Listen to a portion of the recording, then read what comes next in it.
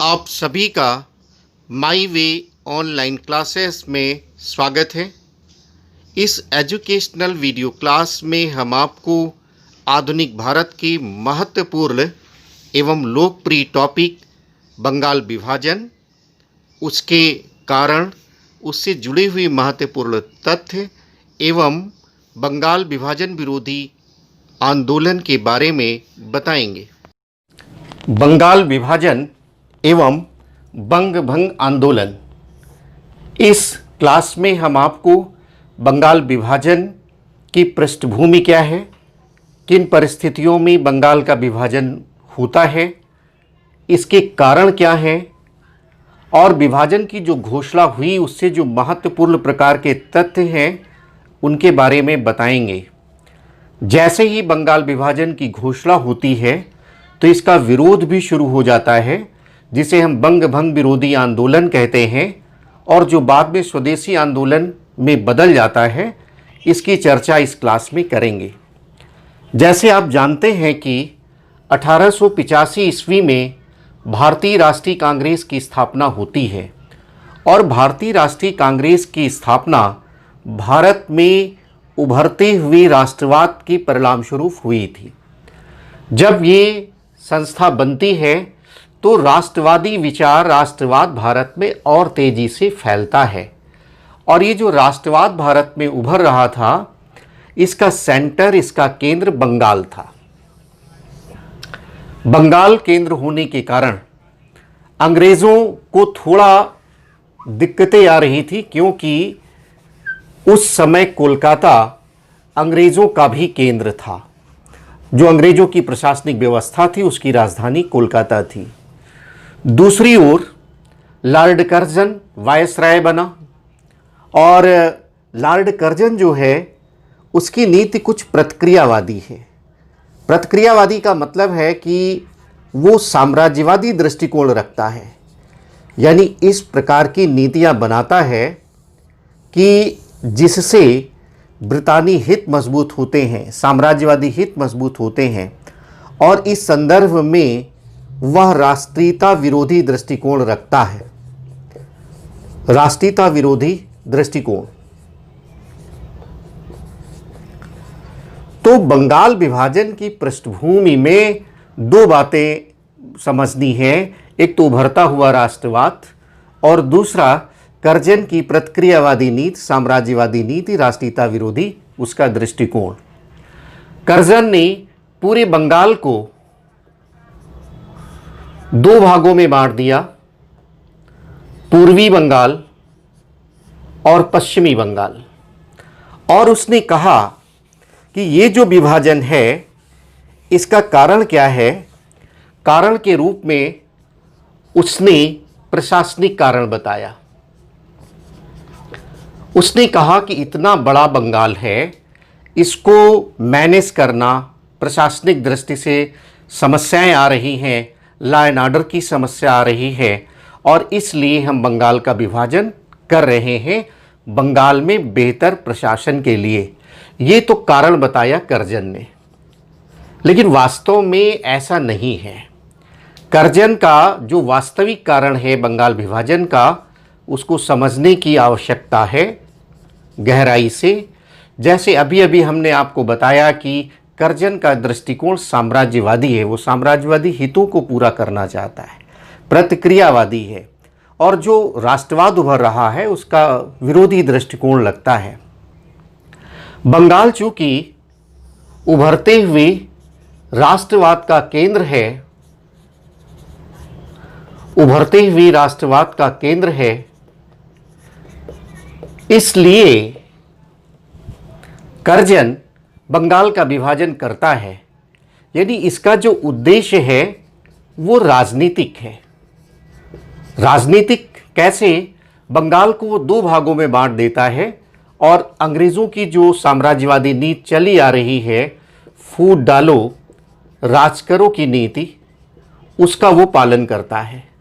दो भाग बना देता है, एक पूर्वी बंगाल और एक पश्चिम बंगाल। तो पूर्वी बंगाल जिसकी आबादी लगभग 3 करोड़ 10 लाख है और इस 3,10,00,000 में 1 करोड़ लगभग 80 लाख मुसलमान हैं। 120 लाख अर्थात 1 करोड़ 20 लाख हिंदू हैं।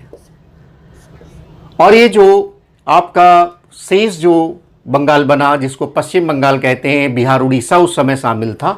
पश्चिमी बंगाल में बिहार उड़ीसा भी शामिल था, और पूर्वी बंगाल में जो असम का इलाका है, और इसके अलावा जो राजशाही है, ढाका का इलाका है, चटगांव है, वो शामिल रहते हैं। ये जो पश्चिमी बंगाल का इलाका है, जिसमें बिहार और उड़ीसा शामिल है, इसकी आबादी 5 करोड़ 40 लाख है, और इसमें भी लगभग 4.5 करोड़ हिंदू हैं और लगभग 90 लाख मुसलमान हैं। समझने की आवश्यकता है। कर्जन ने क्या किया, ये राजनीतिक कारणों से इसका विभाजन कर दिया और जो बंगाल का उभरता हुआ राष्ट्रवाद है उसको तोड़ दिया।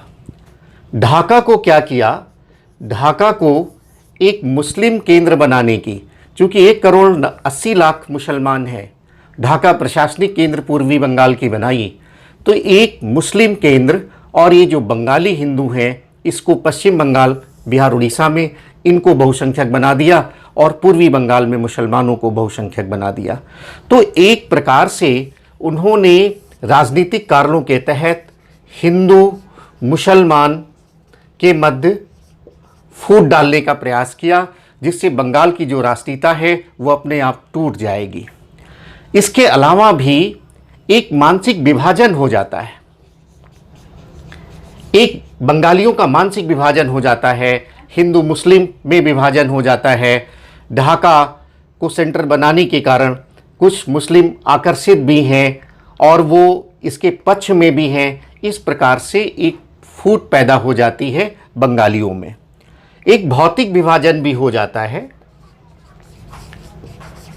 क्योंकि कोलकाता उस समय व्यापार वाणिज्य का केंद्र था, न्याय का केंद्र था, तो ये भी विभाजित हो जाता है।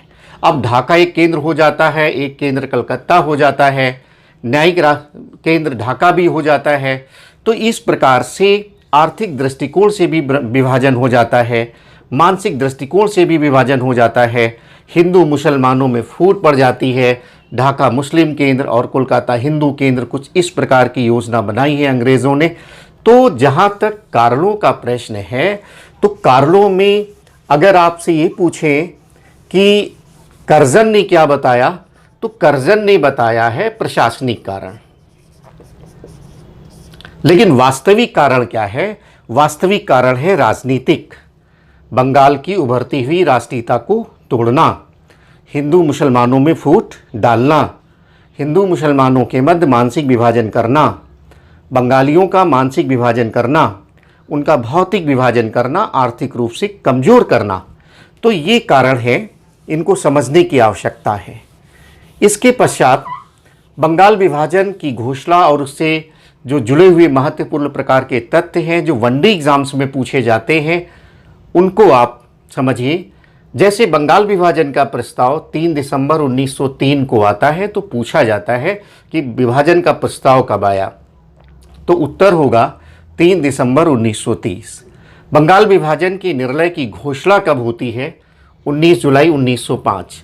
घोषणा जारी कब होती है? 20 जुलाई 1905। अब दोनों में अंतर समझिएगा। निर्णय की घोषणा पूछते हैं तो वो तो 19 जुलाई को हुआ, लेकिन जो जारी होती है घोषणा वो है 20 जुलाई 1905 को। तो जैसे शब्दों का प्रयोग हो प्रश्न में, वैसे ही उसी तिथि को उत्तर बनाना है। ये यहाँ पर तकनीकी पहलू, इसको समझना है।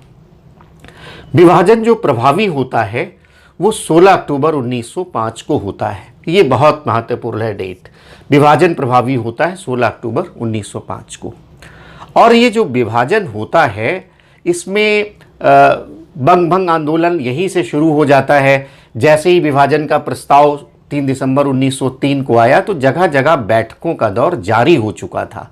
और जब 16 अक्टूबर 1905 को ये प्रभावी होता है तो पूरे बंगाल में शोक दिवस के रूप में मनाया जाता है। पूछा जाता है कि बंगाल विभाजन जिस दिन प्रभावी हुआ किस रूप में मनाया गया, शोक दिवस के रूप में मनाया गया।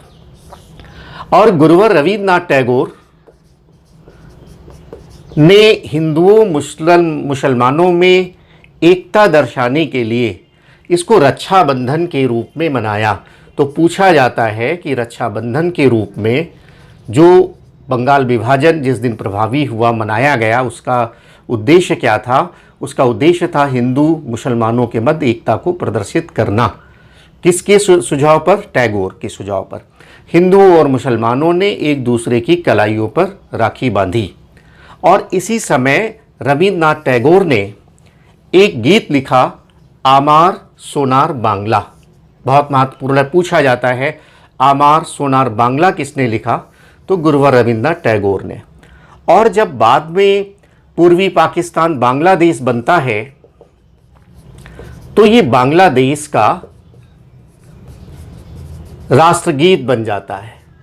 बहुत ही एक अच्छा तथ्य है, बहुत ही रोमांचक पहलू है कि बांग्लादेश का राष्ट्रगीत किसने लिखा? एक रविन्द्रनाथ टैगोर, जो कि एक हिंदू व्यक्ति थे। बांग्लादेश एक मुस्लिम राज्य है, मुस्लिम राष्ट्र है। उसका राष्ट्रगीत क्या है? आमार सोनार बांग्ला। तो ये तथ्य आप याद करेंगे। जब ये बंगाल विभाजन होता है तो उस समय के पूर्वी बंगाल जिसका केंद्र ढाका था उसके लेफ्टिनेंट गवर्नर थे बैम्फाइल्डे फुल्लर। उन्होंने मुसलमानों को अपनी चहेती पत्नी के रूप में कहा। ये इस बात का संकेत है कि किस तरह से वो हिंदुओं और मुसलमानों के मध्य एक भेद पैदा करना चाहते थे। गोखले का एक स्टेटमेंट है कि यह जो विभाजन है यह अंग्रेज़ों की एक निर्मम भूल है। तथ्यात्मक प्रश्नों में पूछा जाता है। सुरेंद्रनाथ बनर्जी ने कहा विभाजन हमारे ऊपर एक वज्र के समान गिरा है। तो किसने क्या कहा ये भी थोड़ा यहाँ जानने की आवश्यकता है। वनडे एग्जाम्स में पूछा जा सकता है। जैसे ही हमने आपको बताया कि विभाजन का प्रस्ताव आता है, विरोध शुरू हो जाता है और ये जो बंग भंग का विरोध है यही बाद में स्वदेशी आंदोलन के रूप में बदल जाता है। स्वदेशी आंदोलन का मतलब अंग्रेजी वस्तुओं का बहिष्कार और स्वदेशी का स्वीकरण, जो बड़े पैमाने पर शुरू होता है। और ये जो विरोध आंदोलन चल रहा है स्वदेशी आंदोलन के रूप में इसका प्रभाव भी पड़ता है और अंततः दिल्ली दरबार होता है। दिल्ली दरबार 1911 ईस्वी में, और ये 1911 में बंगाल का जो विभाजन है ये रद्द घोषित कर दिया जाता है। पूछा जाता है विभाजन रद्द कब हुआ बंगाल का? 12 दिसंबर 1911 में। कहाँ पर? दिल्ली दरबार में। और यहीं पर जो कलकत्ता अंग्रेज़ों की राजधानी थी उसको हटा करके अब दिल्ली को राजधानी बनाया गया। 1 अप्रैल 1912 से दिल्ली को राजधानी बनाए जाने की घोषणा की गई। तो बंगाल विभाजन के संदर्भ में एक तो कारणों को भली भांति समझना है, वनडे एग्जाम्स के लिए इन तथ्यों को समझना है और स्वदेशी आंदोलन को किस रूप में समझना है। स्वदेशी आंदोलन बंगाल विभाजन विरोधी आंदोलन का ही विस्तार था, ये समझना है। अगली क्लास में हम स्वदेशी आंदोलन को विस्तार से समझेंगे। स्वदेशी आंदोलन जैसे आपको पता है कि बंगाल विभाजन की पृष्ठभूमि में हुआ और उसके जो क्या क्या हुआ है स्वदेशी आंदोलन में, कैसा उसका सामाजिक आधार था, कैसे अंग्रेज़ों का दृष्टिकोण था, कैसे दमन किया, तो इन सब पहलुओं को अगली क्लास में हम समझेंगे।